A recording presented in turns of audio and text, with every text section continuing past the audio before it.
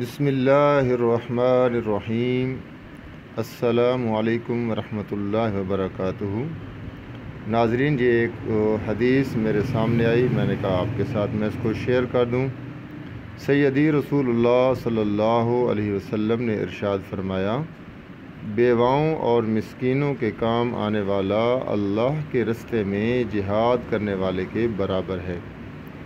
یا پھر رات بھر عبادت اور دن کو روزے رکھنے والے کے برابر ہے۔ صحیح البخاری اور حدیث نمبر ہے 5353۔ اسی پر علامہ ڈاکٹر محمد اقبال نے فرمایا، بس ہیں لوگ وہی جہاں میں اچھے، آتے ہیں جو کام دوسروں کے۔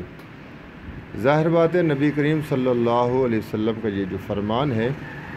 بیواؤں اور مسکینوں کے بارے میں، کیونکہ عام طور پر معاشرے میں ان کے ساتھ بڑا ظلم، بڑی زیادتی اور ان کی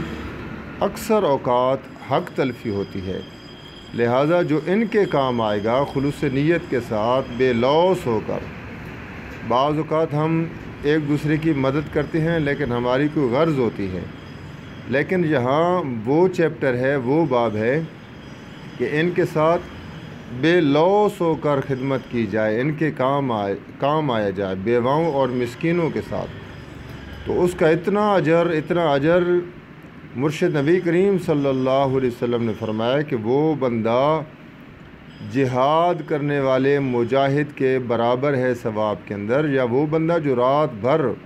عبادت کرے اور دن کو روزہ رکھے،